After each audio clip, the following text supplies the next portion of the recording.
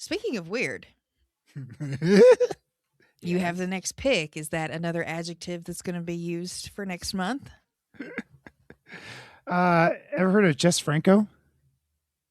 Just Franco? Jess Oh, Jess Franco. Jesus Franco. Jesus Franco. No. Mm-mm. He's one of those. He's a Spanish director. Jess Franco is a contemporary of Mario Bava. Oh, He's kind of a messed up director, and I found a movie that it's French. okay. It's got vampires in it. I'm not surprised. It's got female vampires in it, I'm also not surprised. and it's on Tubi. I'm not surprised. It's called Daughter of Dracula. Like I said, Never seen this. it's Jess Franco movie. We'll talk about Jess next month a little bit because he's someone in the horror community should know, much like Bava. Mario Bava. Yeah, he's just one of those guys. Interesting. He's done a Okay. lot of really interesting things. But yeah, Daughter of Dracula. It's in French, so you're gonna have to watch subtitles. Don't worry about it. It's That's fine. fine. And yeah, there's women vampires. There seems to be a if you follow the Give Me Back squad, there's a theme that I've got There's going a here. theme running. Yeah, you got to type, Pete. I do. This video contains explicit material not suitable for children. The time is 5 minutes to 12, midnight. There is no more darkness. Shrunkzilla! Starring the Shrunken Head. Everyone, good evening. Please settle down. Pete, can you believe the crowd tonight? They must have really loved that very first episode. Thank you all so much. We did shockingly well. Thank you We all so did. very much. I can't thank you all so much. You downloaded us, you listened to us. We'll see know. what episode 2 goes.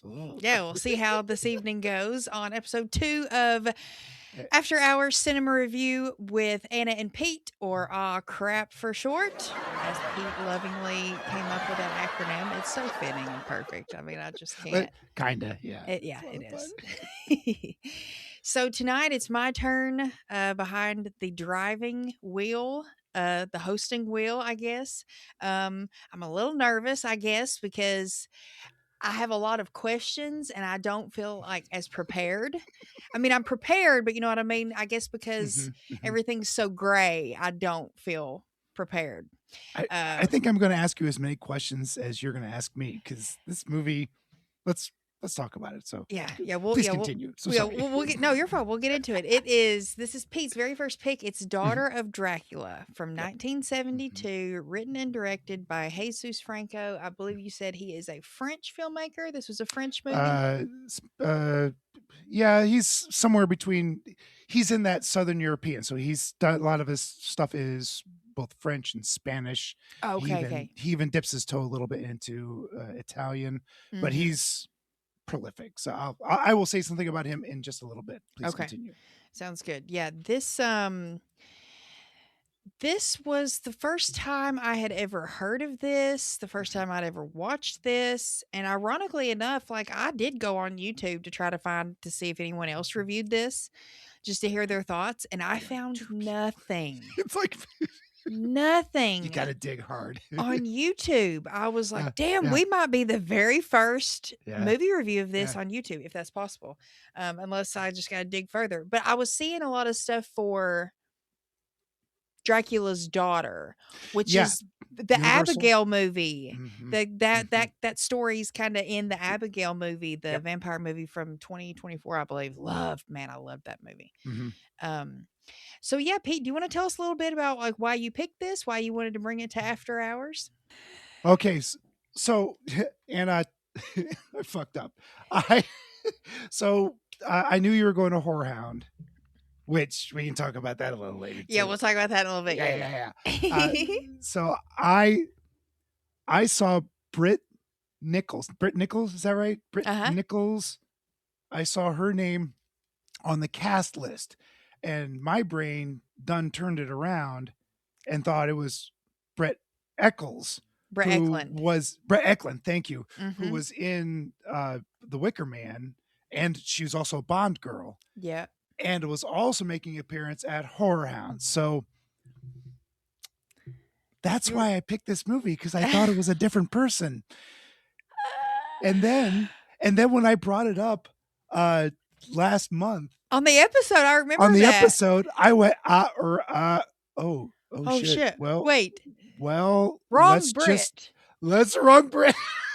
We're roll with it. Fuck it. Let's go. So fuck it. We rolled with it. I knew this was a Jesus Franco. I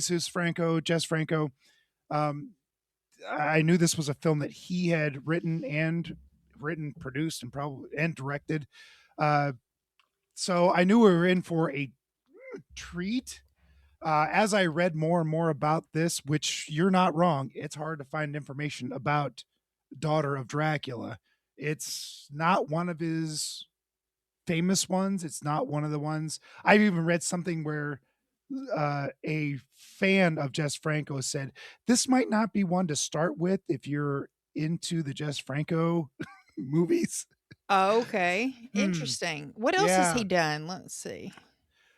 Jess Franco is prolific. He has had over 200 directing credits and over 180 writing credits. A lot of these overlap, of course. He's Revenge of the Alligator Ladies. Yeah. He is a low budget, quick. He's the Roger Corman of Southern Europe movie making. That sounds like the perfect way to describe him. Yeah. I've seen Vampiros Lesbos before. So that's another. I've heard of that. I've heard you talk about that, I believe. Yeah. That's how I know about it. And he really did try to ape. Is the ape the right word? He didn't copy either. He just tried to create Hammer movies in Southern Europe. He in Spain, France, and Italy. I mean, they're all kind of right there, jumbled up. So when one was released, it would get released in all three countries, and quite frequently would get different titles. So if you see, like, the Countess Dracula is also called something else, is called something else, is called something else. Bruno Mattei, that happened to him. All those old Italian horror directors, and I'm blanking on all of them, and I am going to turn in my horror card now because I am blanking on the big boys. Gosh darn it. I knew this was going to happen. From Jesus Franco? Jesus Franco, Jess Franco is, as he's known, more. Well, those commonly. That's who you're blanking on the horror movies no, from? No. Or you're talking about Bruno Mattei? Bruno Mattei, but you're also looking at Suspiria. Argento, Mario Bava, Lucio Fulci. Thank you. There's the floodgates just opened up. Yeah, Viva Fulci. Fulci. He's grouped into these directors. However, he's not necessarily their level of artistic output. He's more the Roger Corman of these kind of directors, whereas he kind of like the Eli Roth. Yeah. He was very much very exploitative of a director. His gore was on a smaller level because his budgets were way smaller, but he ramped up the sexploitation clearly in this movie. Yeah. And I did mention Countess Dracula, which is considered one of his better films. And I caution you, dear listeners, to watch Countess Dracula, I think it was.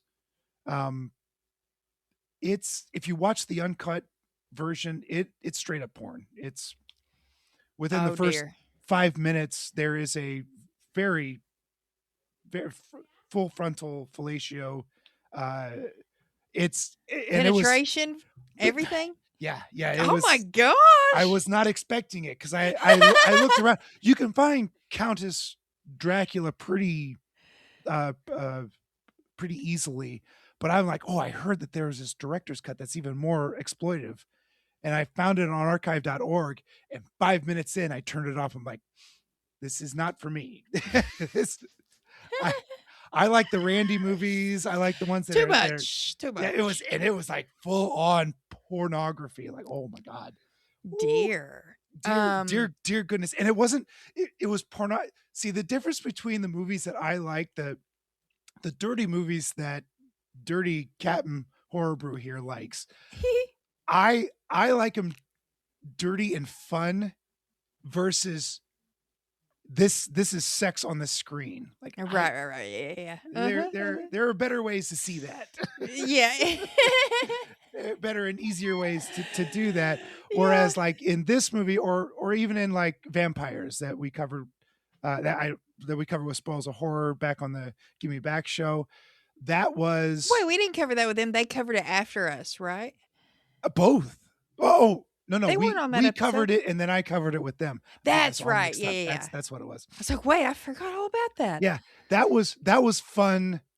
Softcore porn. That was a lot of fun. Uh-huh. Even like Hentai Kamen, that was a lot of fun. No nudity at all in that, but just very suggestive themes. Mm. But then you see this that is full frontal Everything. it's just I mean no surprises. penis in mouth. It was oh dear My Lord. It's not what goodness. I wasn't expecting it. When they said there's some extra dirtiness in it, I'm like, okay, I'll watch that. Oh goodness. Extra dirtiness and porn are two so very dirty. different things.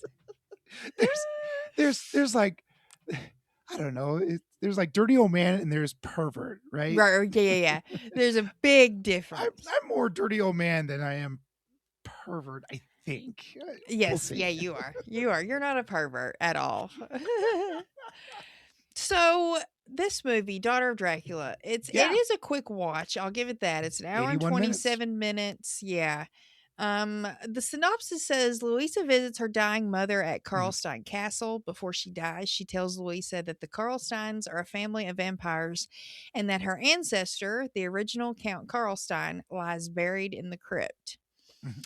Now, that I feel like I see that at the beginning, like when she meets her mom, Mhm.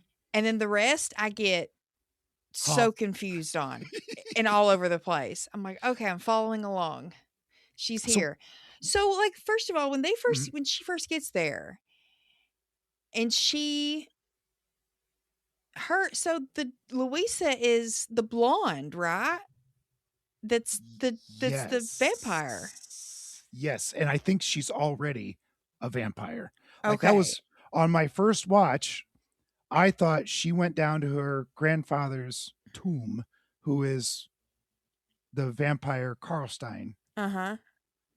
and maybe he turned her. But there's a scene at the very beginning of the movie where this woman taking a bath is attacked, and I think that's her.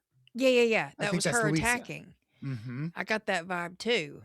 So she's already a vampire, and her mother is dying, Uh-huh. and she comes back to her deathbed, and mom tells daughter that grandpa is a vampire. But I think she's already a vampire, so maybe Yeah, she's so just, maybe it's kind of like, Ah. I don't know, if you think like, did it skip mom? or maybe, yeah, if you think like generational, I don't know, my mind goes to werewolf. I think of Wednesday, the yes. show Wednesday with the Mhm. Lupins. You know, sometimes it'll skip a generation, sometimes it'll take them longer to wolf out. So, like, maybe she hit puberty and turned into a vampire or something, and maybe mom didn't realize it because she hasn't been around. But then the lady that she sees, you know, she hugs her when she first gets there, right before she Karen. talks to her mom. And she's like, "Oh, you're my cousin." Mhm. That's who Yep. she's screwing, right? That's absolutely who she's screwing. I was like, I know I caught that right. Yeah, you caught that right. You caught that absolutely right. So Karen, the first Karen, something like that. Yeah. She walks in. Lucia walks in and sees her cousin, long lost cousin, and they have a history, not a sexual history, but they even through the movie, they're talking like, "Oh, do you remember the time I plucked out the bird's eye with a needle?" Uh-huh. Oh shit! What? Reliving stories, yeah. Right, right. And they do turn into lovers. And I think Lucia does, as she is a vampire, I do think she has some hypnotic powers to her. It's not really, you don't get the doodle doodle doodle at all, but it seems like it's things are very easy for her to do as far as drawing people into her and leading people into bed or Well, leading yeah, people into the tomb and I things like thought that. that too. Think back to what was it, The Vampire Lovers? And Hmm. that what we covered, yeah, she was kind of the same way in that. She Hmm. had that ability over people. So maybe Did you notice the last name in the Vampire Lovers and the last name in this movie? no. So this is in this film, Karlstein. In the Vampire Lovers, it's Karnstein. Oh, Karnstein. Yeah, okay. So there is a series of books out, uh, and I The Karnstein and it's trilogy, right? about the Karnstein vampire. It's maybe it's just a book. I'm turning in my Monster Kid card here. Ugh. Nah. There is a novel out there that follows a female vampire, and her last name is Karnstein, and that's where a lot of these lesbian vampire movies, sapphic, if you want to call it, sapphic vampire movies Yeah. come out. I like sapphic a little better than lesbian, but Mhm. anywho, um, yeah. So Karnstein is the name in the novel, translated over to not translated, but brought over into the Hammer series, the Hammer trilogy. What is it? Vampire Lovers, Lust for a Vampire, and Twins of Evil. Those are all Karnstein vampires. Okay. And this is Karlstein, which is a clear nod to the book and that wing of vampire lore, I suppose. Yeah. That makes sense. Yeah, because now that you say Karnstein, that does sound a lot like Karlstein. Mm-hmm. But then, so like after this, I guess, and it does make sense with that being her at the start too, because she's just kind of leaving a trail of bodies Yeah. wherever she goes, as vampires do. But very, very little gore, like you mentioned earlier as well. I mean, it's just like you get bit on the neck and there's Blood on it, yeah. some blood on your neck, Not and even a that's it. puncture mark. Even Yeah, try. as low budget as you can get. But I mean, I don't fault it for that. Mhm. But then I really like where we kind of follow these detectives, and it's kind of a mystery as to what's like. There's kind of a whole other story going Mhm. on other than just I the vampires. Yeah, I feel like Jess Franco wanted to make uh, a giallo. If you're Yes, familiar with the it's giallo it genre, feels very Jello. That's the exact thoughts I it's had. not really black glove knife sort of person, but there's a mystery behind this. There is a there there's a detective that is just collecting a paycheck. This guy does not want to be here. No, at all. And then there's a reporter, and this is like there's a reporter, there's beautiful women, and there's a cast of suspects. This is a giallo that Yeah, happens to have vampires in it, yeah, yeah. I and really like that. it almost pulls it off, and it's just sadly so very confusing that there's so many dead ends in this in this Well, movie. and okay, here's the real bitch of the Mhm. movie. And it honestly is how shitty the subtitles are. They're absolutely terrible. I mean, there is a lot of dialogue in this that I feel like is not accounted for Yep. because there's no subtitles for it, and I don't understand the language. So sometimes there's scenes where they're talking to each other and there's no subtitles, and I'm just trying to like gather emotions on faces Mhm. and like how people are feeling. Are they mad? Are they did they find a clue, or Right. something like that? So I think that's really partially where a lot of my confusion comes in is just having trouble following along with like the little breadcrumbs and the mystery of who done it because the guy ends up being the count, right? So there's the count, the grandfather is still alive, dead Uh-huh. alive, whatever. But Yeah. then there's the patriarch of the castle, who is the official patriarch, who is alive. He is human, and yeah, he's a major suspect in these killings. But so yeah, so that's another layer of confusing where there are two Karlstein counts.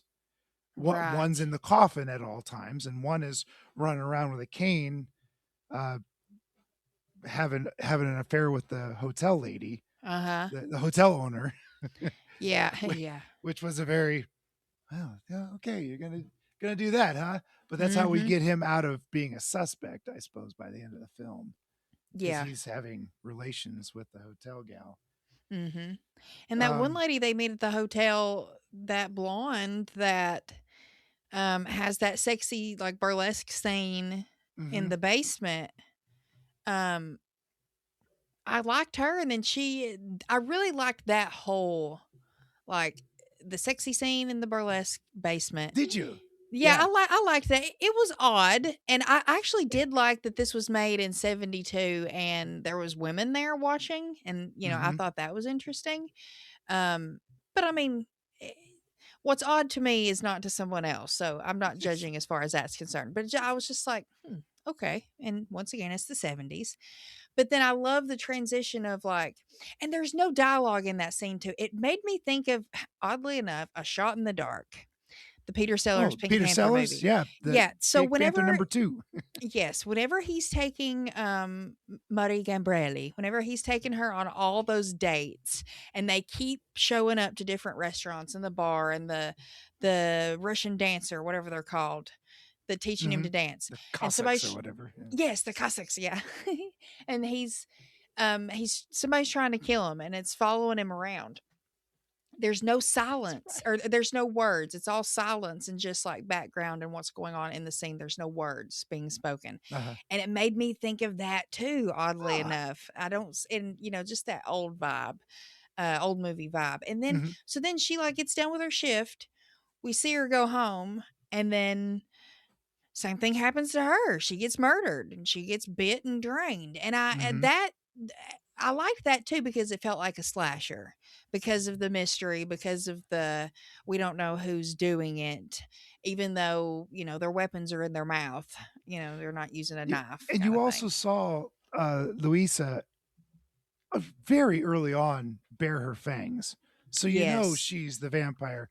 Right when she starts her relationship with, Karen, she bares her fangs, and then they go for I think it's literally 5-minute long love scene.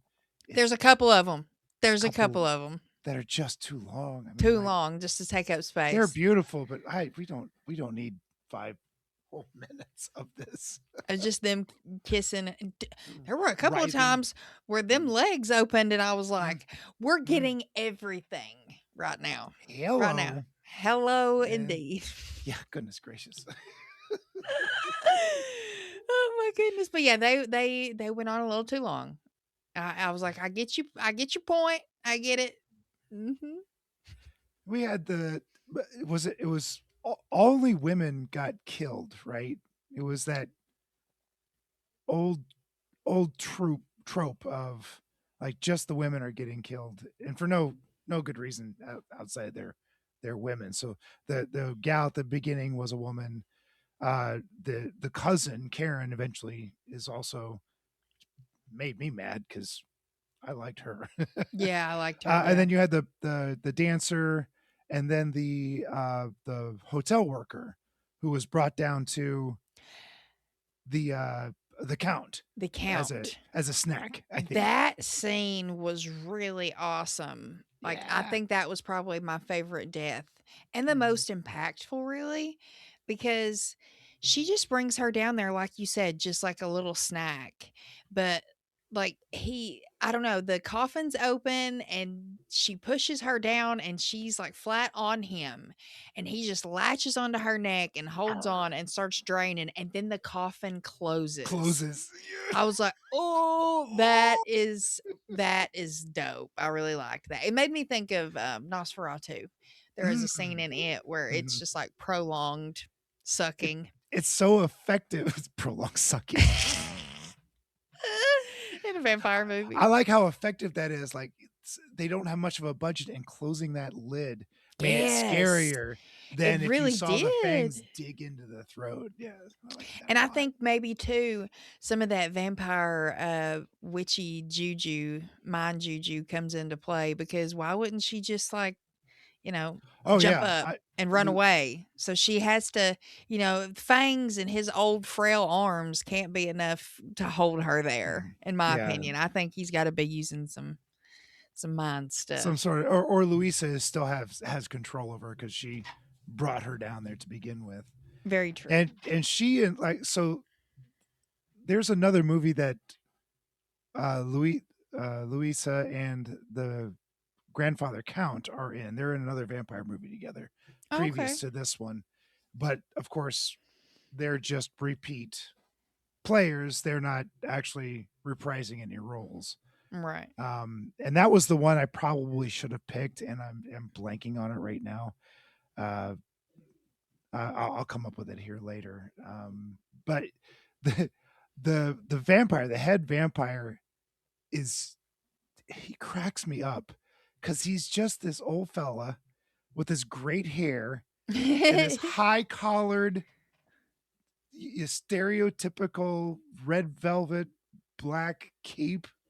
Mm-hmm. He doesn't say a word through the whole thing, but he does kind of like speak without speaking. So I think he's got some sort of a mental connection to Lucia, Mm-hmm. I his think so too. granddaughter. Yeah. So she's kind of doing his bidding to a degree, I Mm-hmm. guess. But it's, yeah, but the whole thing is wrapped around a mystery. This detective and this reporter are trying to figure out who's causing all these deaths. And you're right. They're literally leaving bodies laying all over the place. Yeah. Like on the beach. Like, didn't they find 2 bodies on the beach? The Uh-huh. same beach? Yep.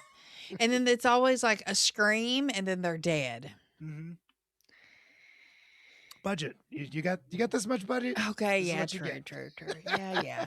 I'm just thinking like, So dead. as I've read about Jess Franco, one of his famous things is the zoom lens. Did you get motion sickness at all on his overuse of the zoom in this No, I movie? really didn't actually. I didn't even notice it, honestly. Oh my god.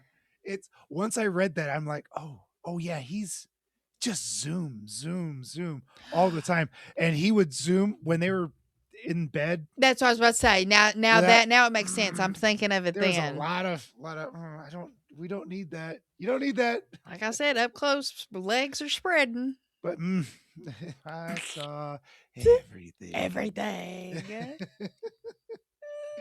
I did like a lot of the countryside. Like we did get these even at 81 minutes, there was a lot of fat you could have cut out from this movie. This could have been like a 60-minute, probably 50-minute movie. Yeah. Quite frankly, if you wanted to really cut it down.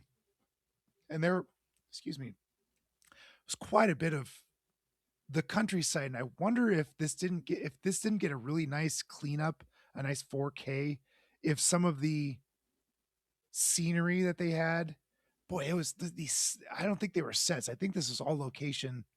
It had to Shooting. have been. Yeah, because Yeah, it looked the low budget. You just don't.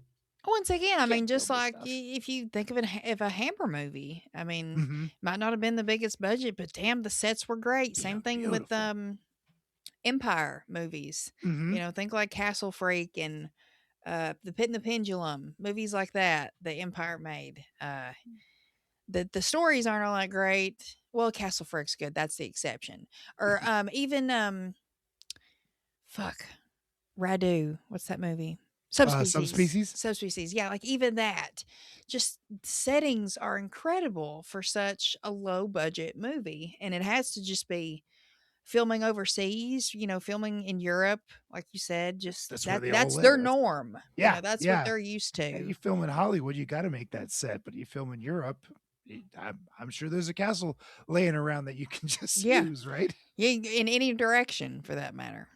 Right.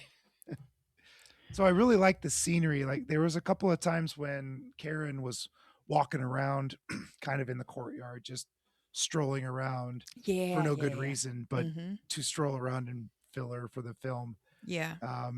there was like she was on a veranda at one time, just looking over this countryside, and boy, I'd like to see that for realsies.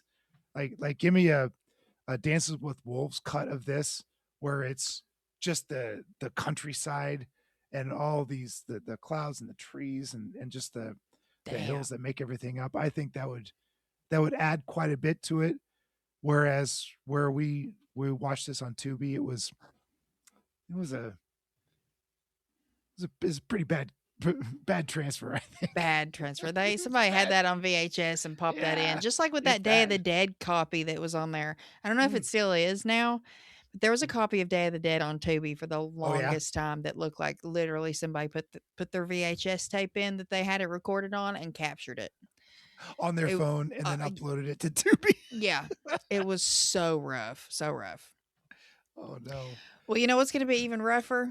Mm-hmm. Our bladders if we don't take an intermission and a restroom Okay, break. I like that idea very much. Let's hit some commercials.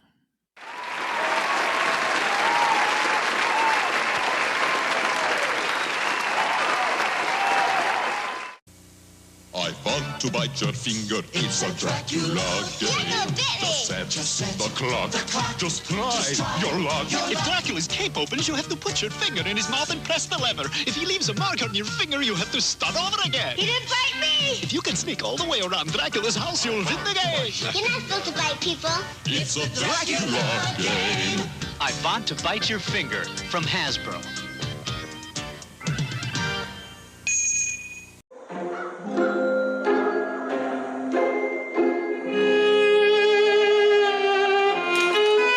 I imagine Sandy once belonged to a vampire called Boris. Sandy. And Sandy was his loyal companion. The two of them were inseparable. Every night, while other dogs were fast asleep, What shall we do tonight? Boris and Sandy played and had fun. Until one night, everything changed. Boris realized just how much Sandy missed other dogs. So eventually, he came to a decision. Please, Sandy. Please. Even though it broke his dark vampire heart, Take care of him. he knew that every dog deserves their time in the sun. Please. I mean, why else would someone give up the greatest dog in the world?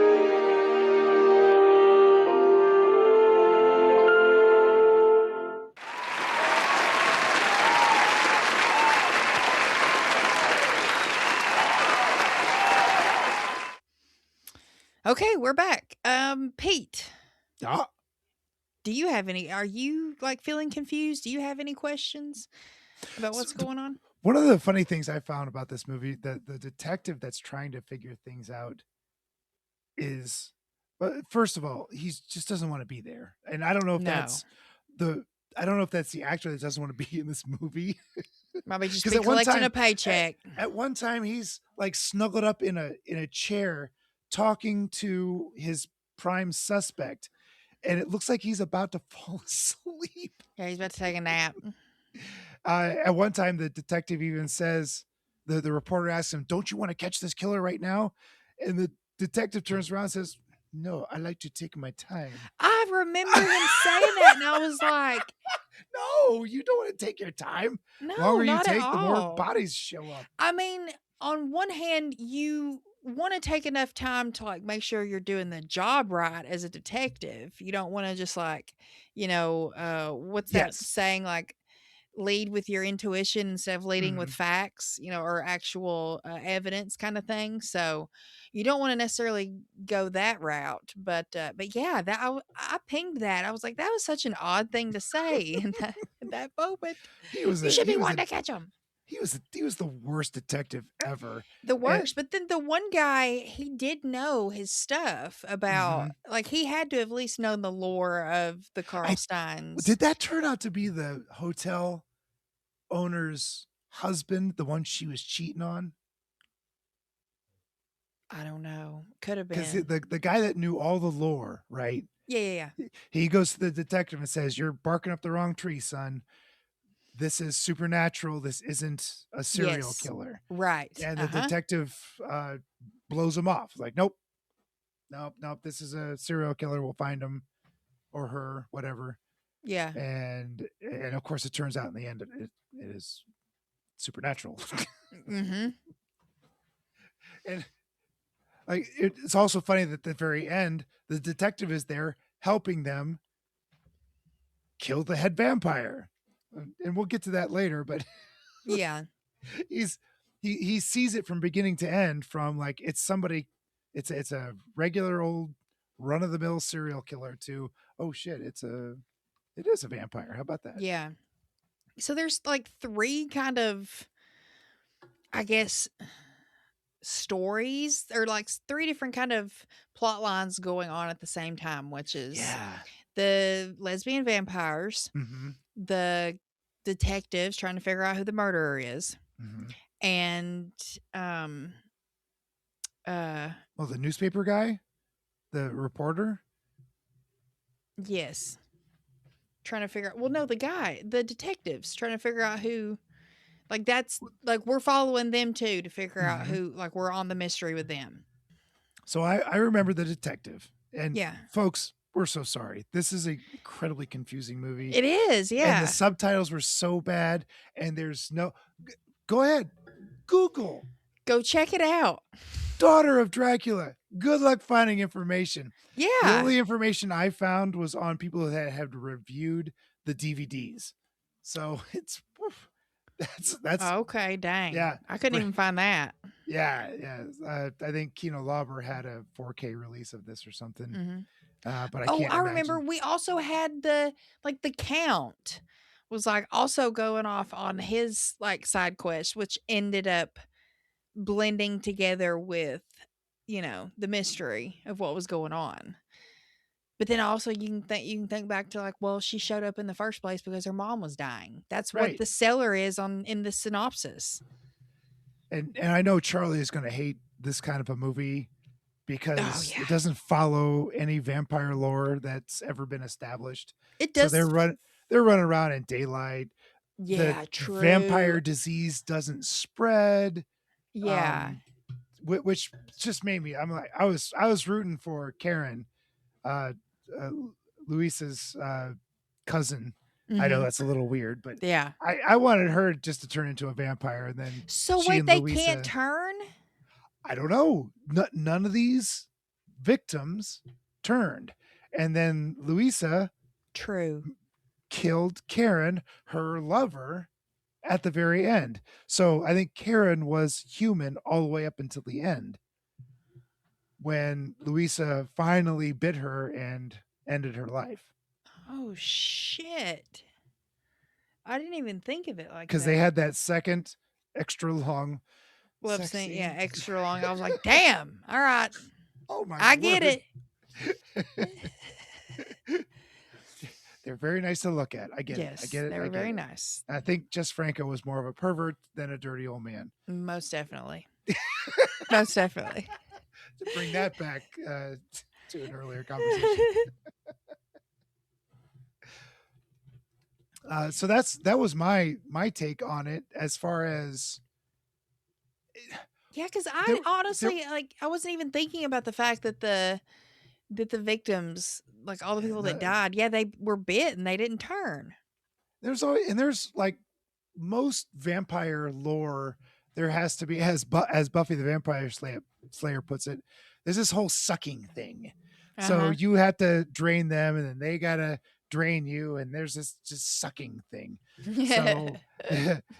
So if that was on the table, then Luisa did not do it for Karen, which is a shame.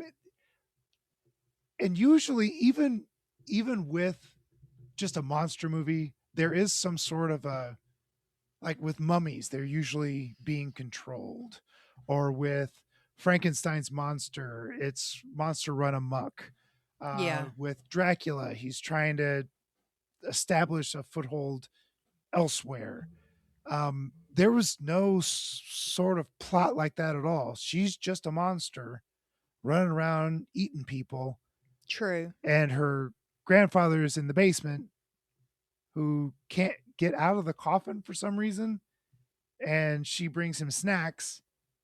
So there's not that. My biggest frustration with this movie is that there is no end game for the monster. There's no like, I'm trying to survive in this crazy world of 1972 or whatever. See that's what the Vampire Lovers was, because there are aspects of that that remind me of this, or I should say, there's aspects of this that remind me of the Vampire Lovers, like especially with how close the two girls got, the two ladies. The Vampire Lovers, like she was kind of getting with everybody, but that one, she really did kind of fall for that one, I think, in the end. And then there are elements of just like her going around and doing shit and being in a big house, and a bunch of other characters being there and ending in a really like odd way. So there's a lot of the same kind of vibes going on with both of them. I'm a big proponent of vampires. I really like that movie, and it could be so like a good remake. I hate to say it, if you do it the right way, it'll be great. Of course you will. It'll be great. That's the dumbest thing everyone's ever. Anyway, if you say like, you know what? If they do this movie right, it'll be great. Of course it will, dumbass. And if they don't do it right, it'll suck again. Right, again. But they were so close in the in vampires. I can just see like adding a couple things here and there. It would be just this great cult classic. In this movie, I think there's just too much missing. I think it wants to be two things, Anna.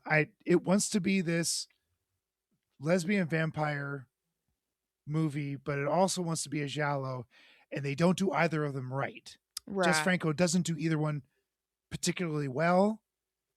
He does the lesbian vampire stuff really well because he's done it time and time again. Mm-hmm. Has he ever done a real giallo? I don't see his name pop up in the annals of giallo films. He's probably seen Argento's work. Oh, sure. Yeah, for sure. Who hasn't at this point? And this might have been him trying something, and it just you're trying to put a square peg in a round hole. Yeah. Ew. How about I don't do that again? Shoot. I didn't mean that wasn't on purpose. Shoot. I just think these two genres could lap. I just don't think that Jess Franco did it very well. Right. I think there is something very cool about a giallo that has a vampire as the killer. That would be pretty cool. I was just thinking that. Like, that's a really great premise. Uh-huh. And honestly, I'm kind of wondering if that new Dracula movie might be something similar to that. Remember we talked about that recently in the Slack, like maybe a month or two ago, and you were like, hey, did y'all know about this? And Dad had actually just shown me a trailer for it. And then it's like the guy who plays Dracula's the weird brother in Get Out. I think he was also in like maybe the X-Men movies, the First Class, the newer ones. And he's also an Antiviral, the Baby Cronenberg movie. But he plays Dracula, and I think Lily Collins is one of the ladies, but it seems kind of like giallo-y and like more sexual than even Nosferatu that came out a couple years back. Which was a good time. Nosferatu was amazing. Mm-hmm. Looking forward to that Mummy movie too. Did you see that? Dude, I saw a trailer for that. James one of the most recent times we went to the movie theater, so I had to watch it, and I was like, damn. Even Marley was like, because she thought it was going to be scary. I was like, I'll go then. I don't care. It looks good. I'll watch it. I bet it's scary. I hope so. Hell yeah. So, anyway. But yeah. So this all culminates at the end with the detectives. Yes.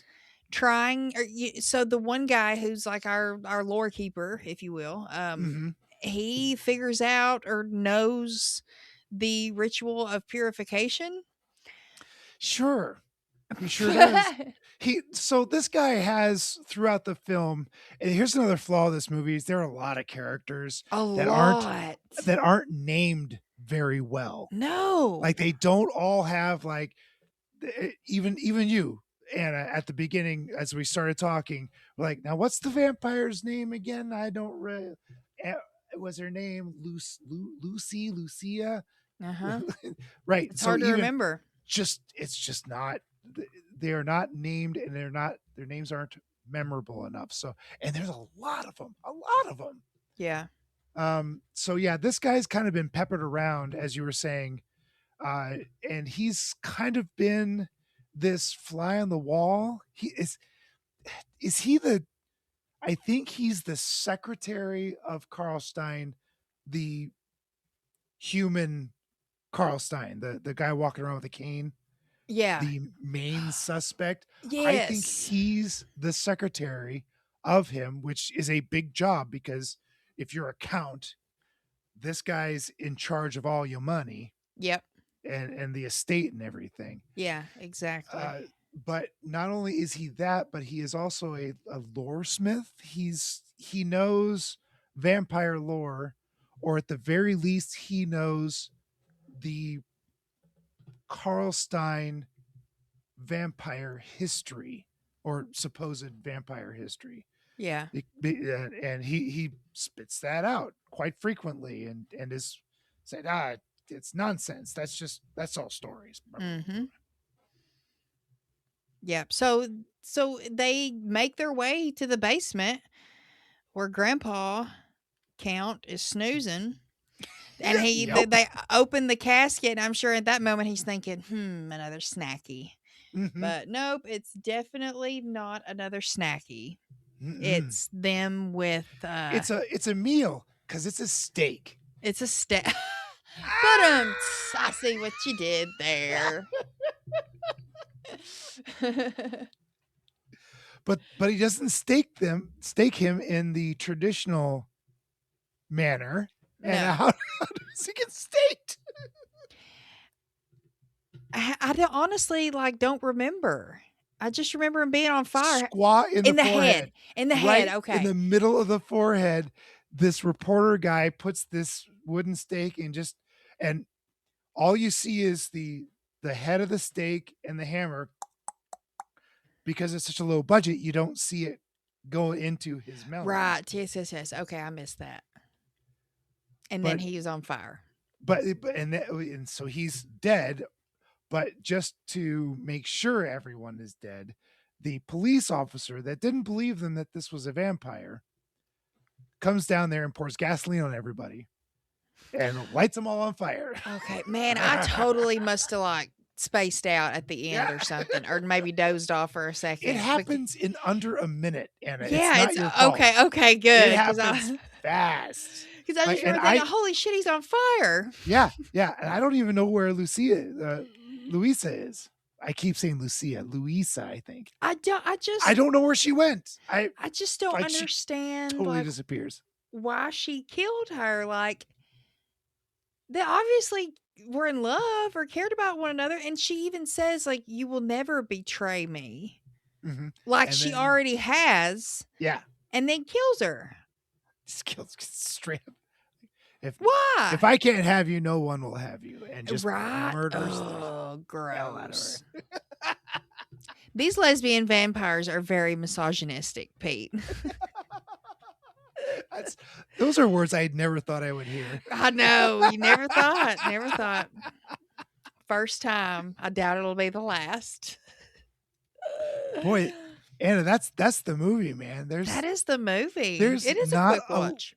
There's not a lot of meat on the bones. And I was telling Anna before she watched it, I'm like, there's not a lot to this at 81 minutes, 82 minutes, give or take. Yeah, hour 27, something like that. There's maybe 55 minutes of actual movie and then 40 minutes of being able to understand it because of the terrible subtitles. Yeah, I was so confused a lot. Like I said, and just having to go on vibes and kind of what was happening to lead up to that. And, sometimes you got to fill in the blanks and just assume. Yeah. You know what they're talking about. I watched it a week ago or so. I think I told you when I watched it. And then I dug all week long looking for like it's not even on Wikipedia. Like you usually go to Wikipedia and you'll get a plot, right? Nope. That's Not on Wikipedia. crazy. On IMDb, you get the back of the VHS, and Mhm. that's it. Like, Yeah, that's there's it. not even much on there Nope. either. Nope. So a couple of the DVD reviews on like Diabolique, I think is one of them. Oh yeah, DVD yeah. Diabolique or something. They had a pretty good one. Oh, nice. That it didn't walk you through the entire plot, but it hit the downbeats well enough that I'm like, all right. And then I watched it again and I knew where to fast forward. Mm-hmm. Like this is a nothing scene. This is, oh look, they're naked again. I'm enjoying this, but I don't need to see that again because I already seen it once. It was enjoyable the second time around, much like Vampires was more enjoyable the second time around. But unlike Vampires, there's not a lot to chew on, where Vampires, I think, is just so close to being a masterpiece, a real genuine cult classic. And this one is just it's a big nothing sandwich. Yeah, it's I'm honestly used to it by now, though.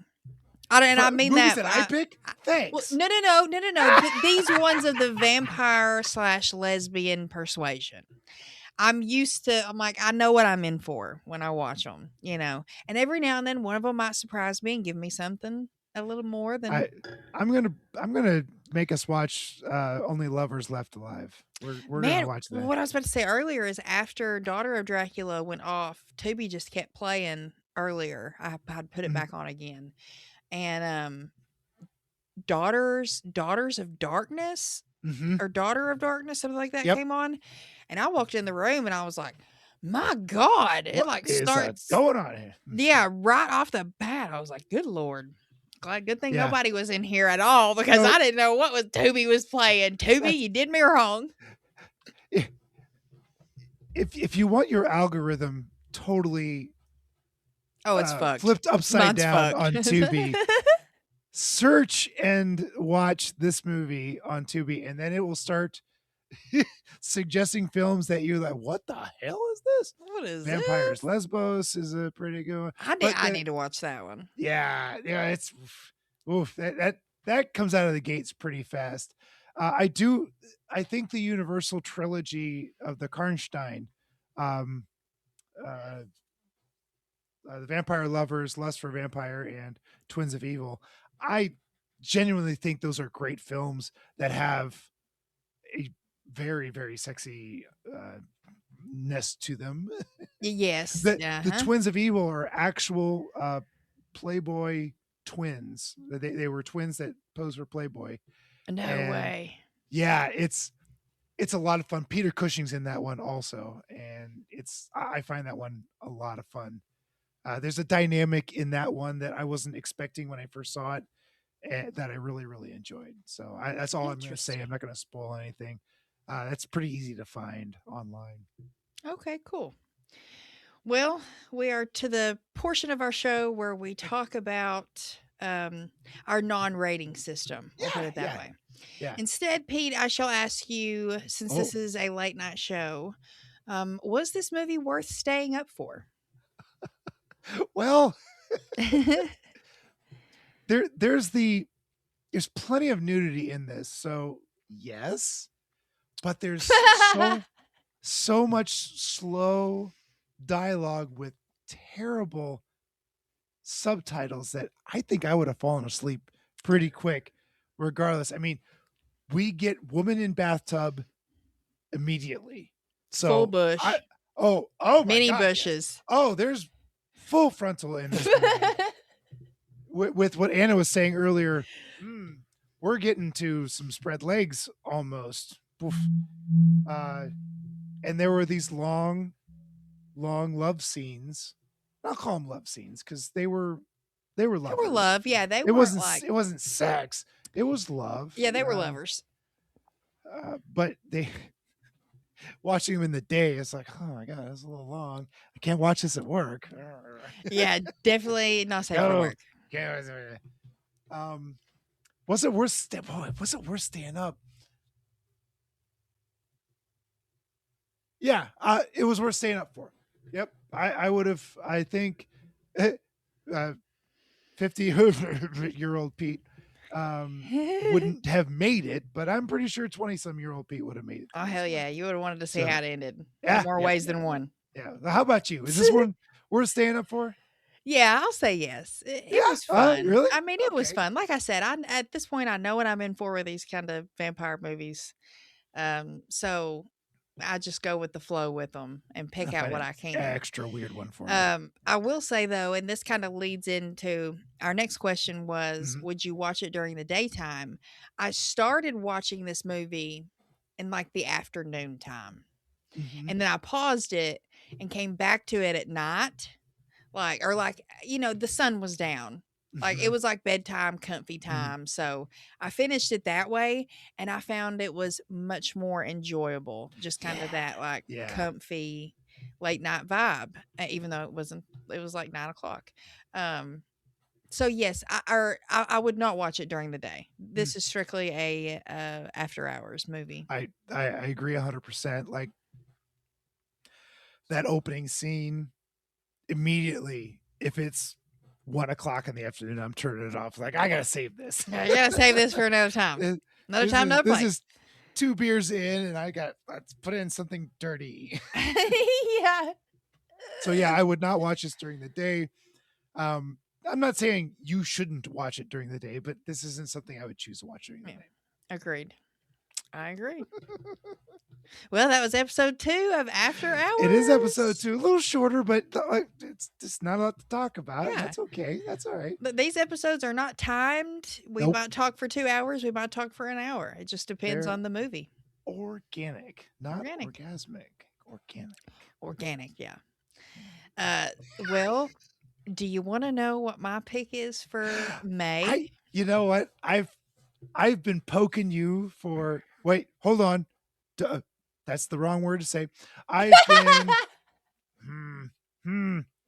I've been bugging you. Bugging is the better word for a while, and I've even thrown like, "Oh, it's this movie. Oh, it's this movie." Anna's been teasing, just dropping little crumbs here and there of what she's picking. And it's just, for whatever reason, it's got my brain running. I'm like, what? I'm gonna figure this out. And I've thrown like 24 movies out at you, and you giggle every. I can hear you. He can hear me. I can 6 hear hours you. away. 6 hours giggling like, nope. Like, God damn it! I gotta be close. So. Yeah, I guess we got to find out what in fact that you are picking for next month, episode 3. So episode 3 might get me in trouble. I hope so. No, you're a bad influence. That's why we're here now. Look. If it gets in trouble with us, boy oh boy. Who cares about Charlie? No one cares about Charlie. Nobody cares. Nobody cares. All right. I'm always in trouble with him. Pete, I know, right? Me too. So, Pete, are you familiar? And I think I know the answer to this. Are you familiar with the work of the great David Cronenberg? Well, sure. I sure am. I know quite a bit of his work. He's a fucking master at his craft. The Fly is one of the great films of all time, and shockingly better than the original. It's one of those rare ones. Oh God, are you going to do like Videodrome or something? No, this one is okay. You kept teasing something about cars or Fast or something. Like this is what you've been leading. I said this like tell the whole story. I said this like I said. Fun fact: I just realized today that the movie I'm picking for next month would actually work for Need for Speed. So I asked him, was Cannonball Run or Rat Race? Or... Yeah, Speed Racer. Yeah, Speed Ed Racer, came in yep. and said that. Okay, so in 1996, Daddy Cronenberg, which we lovingly refer to him as, and he's not dead, Charlie. Be R.I.P. quiet. You hush. In 1996, he helped write and he obviously directed the very hunky James Spader. My God, James Spader in 96 was like cream of the crop. I don't understand it. He directed this NC-17 movie called Crash. I sent you a link to that like a month ago. I was like, have you ever seen this? And you were like, no. You did? Oh my God. I remember you sending that to me. Like, no, I ain't seen that. And I sent the little devil smiling. I was like, that's it. Cronenberg, NC-17. Oh my God. Can I read the synopsis to you? Please. Okay, so here's the synopsis. A car crash victim suddenly finds himself turned on by car accidents and becomes involved with an underground subculture of like-minded souls.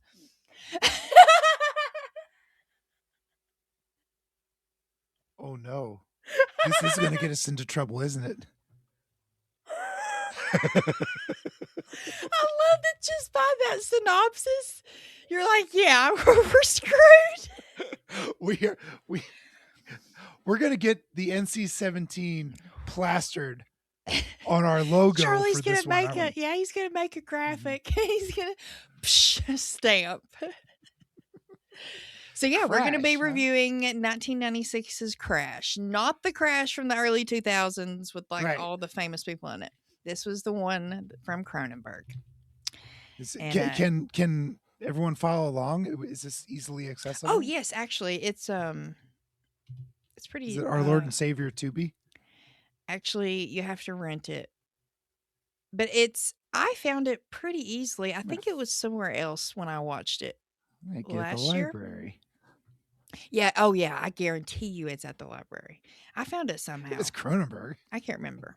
But it's one of his, like, everybody I feel like who hears Cronenberg thinks horror or body horror. Boom. This just got at the library. Did you get it? Hell yes. Yay. Yeah. Yay. We're Boom. not even done. Easy peasy. This is body horror, like, in a very weird way. But it's not like... Whoa. This is weird body horror from Cronenberg.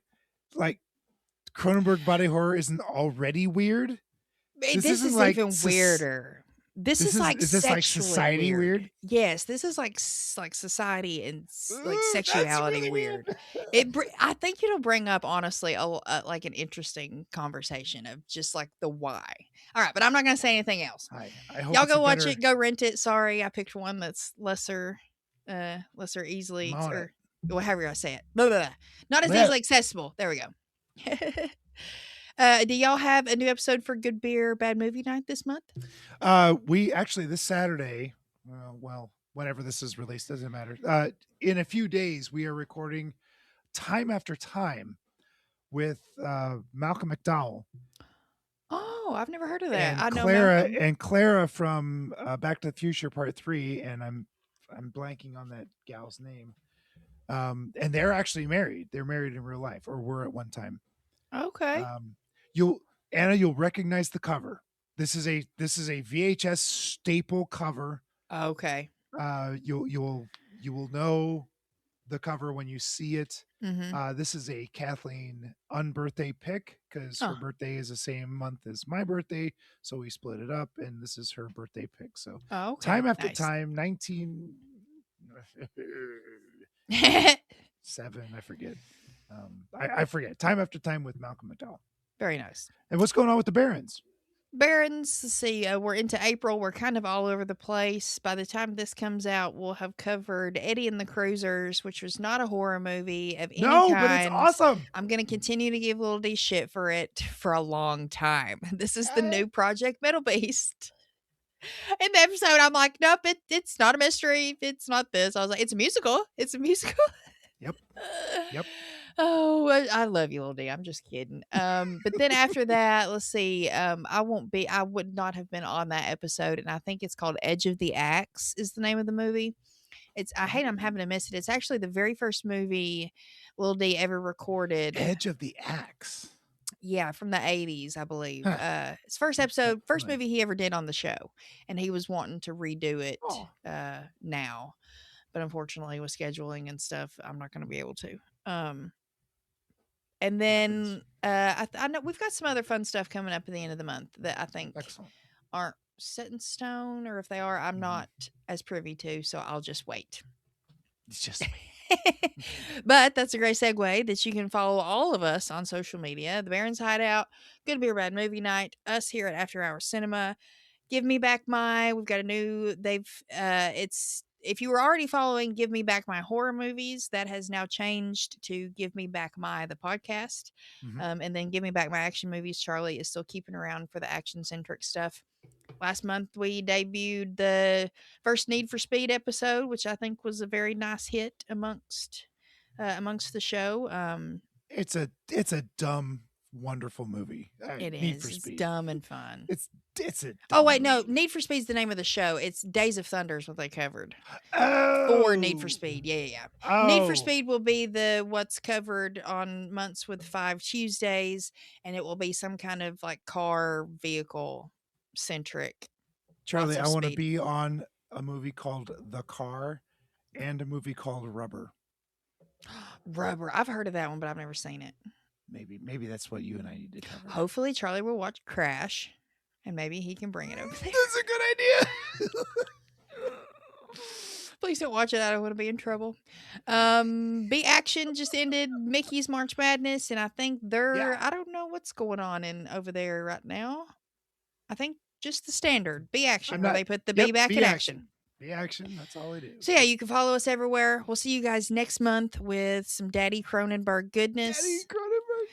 Pete, Captain, it's great to see you again. Captain. We got to hug in person and see each other. I saw you in person. Pete ruined the surprise. It was okay, though. It was still My great. hat ruined the surprise. My reaction, though, because I smacked Dustin and I said, "Was that Pete?" And he's the worst liar, dude. The worst. He looked at me with a smile on his face and goes, "What?" And I was like, "Huh? Huh? Yeah. Oh, yeah. But it was so great to finally give you a big old hug in person and meet Jody. Do it again next year, I hope. Yeah. If not sooner. Yes. Yeah. Well, yeah. We're going to try to come back up in September. I think it's pretty much set in stone. Because we've decided that even if there's not any celebrities like that we're too crazy to see, which there are at least bound to be a few, we can at least focus on the film festival and see the short films and stuff like that and the features. So totally worth it. Yeah, that's going to be our plan for September. But until next month, Anna and Pete for After Hours signing off. Thank you guys. You've been a lovely audience this evening. And we'll see you guys next time. Oh, jeez.